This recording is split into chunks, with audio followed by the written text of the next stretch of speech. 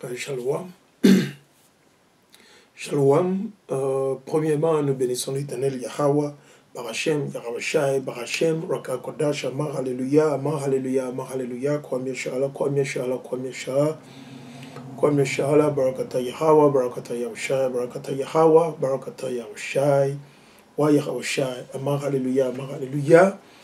Comme vous le savez, avant que je ne commence, alors, ok, avant que je ne commence, pour ceux-là qui ne savent pas, ok, aujourd'hui, c'est le sabbat qui continue, le sabbat qui a commencé hier au coucher du soleil et qui continue, et qui va continuer jusqu'à ce soir, coucher du soleil, hein, selon votre localité et selon votre fuseau horaire, comme on le dit, ok, ok.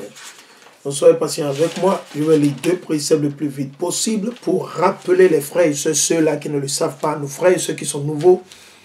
Le sujet d'aujourd'hui, c'est la discussion sur la crise aujourd'hui en Ukraine, en Russie, l'OTAN et la liste continue. Okay. Mais avant qu'on aille là-dessus, nous allons donner la gloire à l'Éternel Yahweh, wa Yahawashi.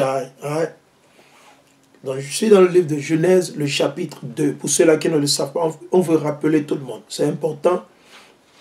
Genèse, le chapitre 2 et le verset 1. Ainsi furent achevés le ciel et la terre avec toute leur armée.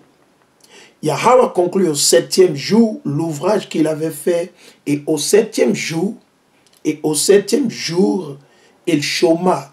So, le verbe ici, c'est chômer. C'est-à-dire, c'est férié, pas de travail. Vous ne pouvez pas aller au boulot, vous ne pouvez pas aller travailler, vous ne pouvez pas aller vendre au marché, vous ne pouvez pas aller au champ. Okay? Vous ne pouvez pas aller faire brouter vos animaux dans les champs ou je ne sais pas, dans les montagnes, non. Ok? Il dit, il chôma après tout l'ouvrage qu'il avait fait. Yahweh bénit le 7e jour et le sanctifia. Donc c'est l'Éternel qui a sanctifié et béni le 7e jour, et non l'homme, et non le christianisme, et non l'islam, et non vos politiciens. Ok? Ok? Donc les opinions de vos politiciens, de vos prêtres, de vos pasteurs ne sont que vanité devant l'Éternel. Ne sont que vanité. Ils ne sont pas au-dessus de l'Éternel. C'est eux qui ont créé le ciel, la terre et tout ce qui est dedans. Selon vos politiciens, c'est eux. Ceux-là qui vous mentent, qui vous séduisent. C'est eux qui ont créé la terre, le ciel et tout ce que vous voyez. C'est eux qui ont créé. Ils ne l'ont pas créé. C'est l'Éternel. Donc qui a béni et sanctifié le sabbat? Vendredi soir, coucher du soleil, au samedi soir, coucher du soleil. Ok? Je vais relire. Il dit, Yahweh bénit le 7e jour et le sanctifia. C'est l'Éternel. Ok. Car il avait chômé après tout son ouvrage de création. Telle fut l'histoire du ciel et de la terre quand il fut créé.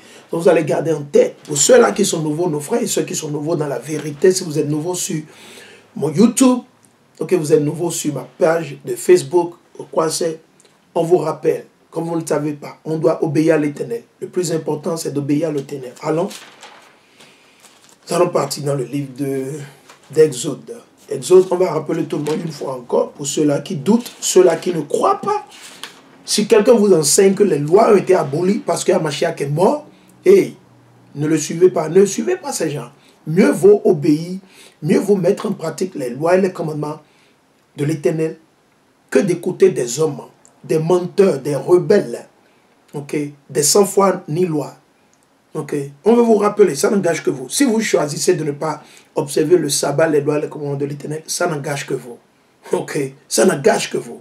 Okay. Le jour du jugement, vous allez répondre de vos actes. Le problème ne se pose pas. Vous ne pouvez pas donner des excuses à l'Éternel quand vous faites à votre papa, à votre maman, votre tante, vos amis, votre femme, votre... Non. Vous ne pouvez pas donner des... Il n'y aura pas d'excuses. Nous sommes sans excuses. Ok. Alors, je suis dans le livre d'Exode, le chapitre 20. Exode, le chapitre 20, je vais lire le verset 8 à 11. Ok? Exode, le chapitre 20 et le verset 8 jusqu'à 11. Tu te souviendras du jour du sabbat.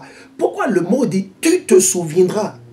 Pourquoi l'Éternel n'a pas dit « mets en pratique le sabbat » ? Non, tu te souviendras. Parce que l'Éternel, il nous a déjà enseigné au début, dès le commencement. Dès le commencement. Dès le commencement, dès le début. Genèse, le chapitre 2.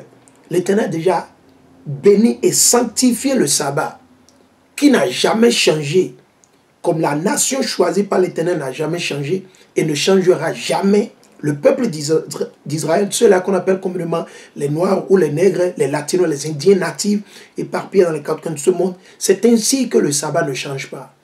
Dès la création, le sabbat est tombé sur quoi? Vendredi soit coucher du soleil, samedi soit coucher du soleil. Et c'est la même chose, ça ne change pas. C'est un calendrier fixe. Le sabbat est fixe, comme la nation d'Israël est fixe. Ça ne change pas. Ça ne change pas. Ok? On va le lire. Tu te souviendras du jour du sabbat. Raison pour laquelle l'Éternel est en train de nous rappeler qu'on doit se souvenir. Qu'on doit se souvenir. Parce que ici, nous sommes dans Exode. Mais au début, c'était Genèse. Genèse, le mot Genèse veut dire le commencement. Le commencement. Tu te souviendras du jour du sabbat pour le sanctifier. Pendant 6 jours, tu travailleras. Donc l'Éternel nous a donné 6 jours. Alors qu'est-ce que ça veut dire? Samedi soir, coucher du soleil. À partir du samedi soir, coucher du soleil, quand le soleil va totalement au coucher, le samedi, totalement, il fait totalement sombre. Il fait totalement noir. Le sabbat est terminé et la semaine a commencé comme ça. Le premier jour a commencé. Samedi soir, quand le soleil va au coucher, va dormir totalement, que vous ne voyez plus la lumière du jour, du tout pas. Le premier jour de la semaine a commencé. Ce que vous appelez communément dimanche. Le premier jour de la semaine a commencé comme ça. Ça a commencé. Donc à partir de ce jour-là, à partir de cette heure-là, l'Éternel dit qu'on peut travailler 6 jours. C'est-à-dire nous avons jusqu'au vendredi avant que le soleil n'aille au coucher. Parce que vendredi, quand le soleil va au coucher, plus de travail. C'est fini. Terminus, tout le monde descend. Vous me suivez? C'est ce que l'Éternel est en train de nous dire. C'est ce que l'Éternel a dit. Tu te souviendras du jour du sabbat pour le sanctifier. L'Éternel a sanctifié, on doit le sanctifier. Comment on le sanctifie? Vous devez chômer. Vous devez vous séparer de toutes sortes de travaux. Pas de lessive, pas de vaisselle. Vous ne pouvez pas aller aux enterrements. Vous ne pouvez pas aller à un mariage. Vous ne pouvez pas aller rendre visite à vos frères et soeurs, votre papa, votre maman. Le jour du sabbat, c'est le jour-là que vous allez choisir. Mais l'Éternel vous a déjà donné 6 jours pour aller faire toutes ces choses-là. Donc, organisez-vous pour pouvoir obéir l'Éternel. C'est important. Je veux toucher là-dessus avant que je n'aille vers le sujet. Ok? Ok, car c'est important. Ok? Il dit, pour le sanctifier, pendant 6 jours, tu travailleras et tu feras toute ton œuvre. Donc, si vous voulez aller au chantier, vous voulez faire tout ce que vous voulez faire, vous avez 6 jours. Samedi soir, nuit, coucher du soleil, jusqu'au vendredi avant coucher du soleil. 6 jours, ça suffit largement. Si vous n'arrivez pas à faire ce que vous devez faire, l'Éternel nous a donné 6 jours. Plus que de la moitié. Parce que dans la semaine, on a 7 jours. Et l'Éternel nous a donné 6 jours. Il dit, tu as travaillé 6 jours. Vas-y, travaille. Mais le dernier jour de la semaine, là, le sabbat, c'est pour moi. C'est pour l'Éternel. Ok? Il dit, mais le 7e jour est un sabbat pour Yahweh, ton Dieu. Pour Yahweh, notre Dieu. C'est pour l'Éternel. Ce n'est pas pour le président. Ce n'est pas pour votre oncle, votre tante. Ce n'est pas... Non. Les seuls cas où vous êtes autorisé à faire quoi que ce soit le jour du sabbat, c'est si vous avez un parent, un frère, quelqu'un qui est malade, quelqu'un qui est dans une situation critique et qu'on doit l'attendre pour l'amener à l'hôpital ou bien faire quoi que ce soit, lui donner à manger. Là, vous pouvez préparer quelque chose vite fait pour la personne. Mais c'est le seul cas. Ou bien, si c'est un cas d'urgence, c'est le seul. Si c'est un cas d'urgence, s'il y a une vie en danger, si vous avez un mouton qui tombe dans un puits, oui, vous devez faire sortir le mouton. S'il y a un enfant, si vous avez un enfant qui naît, un garçon, et que le 8e jour tombe sur le sabbat, le 8e jour, pour sa circoncision, pour le circoncire, le pénis ou le verge, vous savez quoi? On doit le circoncire. Ça, vous ne violez pas le sabbat comme ça. Vous ne bricolez pas le sabbat. C'est les exceptions, ça. Si vous avez une poule ou bien une volaille qui vole et tombe dans un puits ou tombe dans je ne sais pas où quoi, oui, on va le délivrer. C'est une vie qui est en danger. Il faut le sauver. Ok? Si un frère, un parent, quelqu'un est malade, jamais on doit le soigner, on fait quoi que ce soit vite fait, et c'est la volonté, bah, vous devez faire ça. Mais à part ça, c'est fini. C'est fini. Il n'y a pas d'excuse. Il dit, tu ne feras aucun ouvrage, toi, ni ton fils, ni ta fille, ni ton serviteur, ni ta servante, ni tes bêtes, ni l'étranger qui est dans tes portes.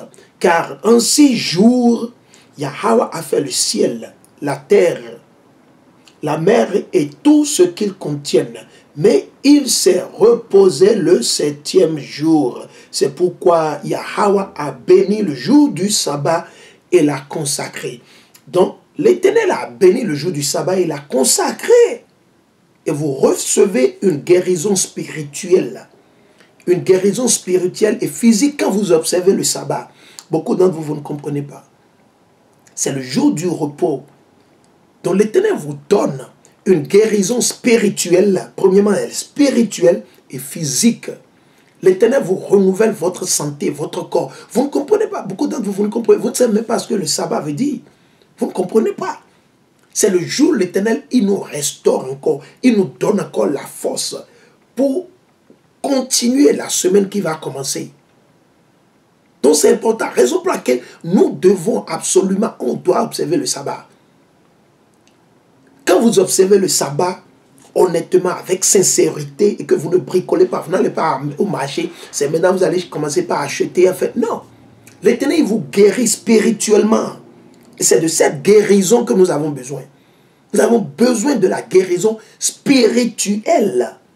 Je veux que ça soit clair au niveau de tout le monde. Nous avons besoin, premièrement, de la guérison spirituelle. Parce que si vous êtes guéri spirituellement, la guérison physique n'est rien. Physiquement, c'est rien. Mais si vous êtes guéri spirituellement, man, vous êtes au point. Vous avez la bénédiction. Vous êtes guéri spirituellement. Raison pour laquelle nous invitons les frères et ceux-là qui sont nouveaux dans la vérité, que ce soit dans les Caraïbes, que ce soit en Afrique de l'Ouest, en Afrique du Sud, en Afrique de l'Est, l'Europe, l'Asie, l'Amérique et la liste continue. Nous vous invitons à lire votre Bible et mettre en pratique ce que l'Éternel dit. Il ne faut pas nous suivre, nous. Nous ne sommes personne. Nous ne sommes personne. Okay? Nous ne sommes que des outils de l'Éternel. Nous ne sommes que des serviteurs de Hamashiach. Okay? Mais suivez ce que l'Éternel dit. Lisez votre Bible. Étudiez la Bible. Comprenez. Méditez. Mettez en pratique les lois et les commandements. C'est ainsi que vous allez gagner. Ok? Voilà.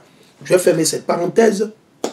Donc, comme vous le savez, nous allons débattre. Je vais enseigner, je vais édifier. J'en ai discuté avec une sœur. Hein? J'ai discuté avec une sœur il y a de cela presque 2 semaines maintenant, où la sœur me demandait si je pouvais édifier là-dessus, si je pouvais édifier sur la crise en Russie, en Ukraine. Hein? Et du coup, c'est la volonté de Dieu. Et je n'ai pas pu le faire à temps, ok? Mais béni soit l'Éternel pour toutes ses œuvres, qu'il me l'a permis finalement, que je suis sur le point. Hier, j'ai fait l'édification en anglais sur le chapitre 38. Je vais revenir pour faire le chapitre 9. Donc cette fois-ci, je vais adresser le public, nos frères et ceux qui sont dans les Caraïbes, nos frères et ceux qui sont en Afrique, en Europe, ceux-là qui parlent français. C'est ceux-là qu'on appelle communément les Noirs ou les Nègres, les Latinos, les Étiens natifs. C'est nous les Juifs, c'est nous le peuple de Dieu, c'est nous les vrais Juifs, c'est nous le peuple de Dieu, le peuple choisi. Ok? Donc, je vais vous dire une chose, avant qu'on ne commence, la majeure partie de vous, nos frères et ceux qui sont dans le christianisme, vous ne comprenez pas la Bible, vous ne comprenez pas la Bible. Vos pasteurs, vos prêtres, ils ne comprennent pas la Bible. Ils travaillent pour le nouvel ordre mondial. Je vais encore répéter. Vos pasteurs, vos prêtres, vos leaders, ils ne comprennent pas la Bible. Ils travaillent pour qui? Samaël. Ils travaillent pour le diable. Ils travaillent pour Satan. Je dis tous vos politiciens sans exception. Vous pouvez vous fâcher. On s'en fout de quel bord vous êtes. Ok? On s'en fout de quel bord vous êtes. Ok? Que vous soyez de la gauche, de la droite, du centre, du milieu. Tous vos politiciens sans exception. Ok, il n'y a pas d'exception. Que ce soit du nord, que ce soit du sud, de l'est et de l'ouest. Ils travaillent tous pour Samaël, leur père. Ils travaillent pour Caïn, ils travaillent pour le diable. Ils travaillent pour le déceveur. Ils travaillent pour qui? Satan. Ils travaillent pour Belzébul. Ok.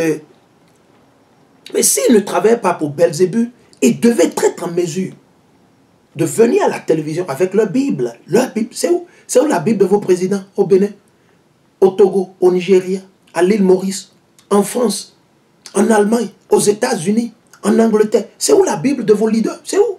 C'est où leur Bible? C'est où leur Bible? C'est la question de... C'est où leur Bible? C'est où la Bible de vos politiciens? De vos premiers ministres? C'est où leur Bible?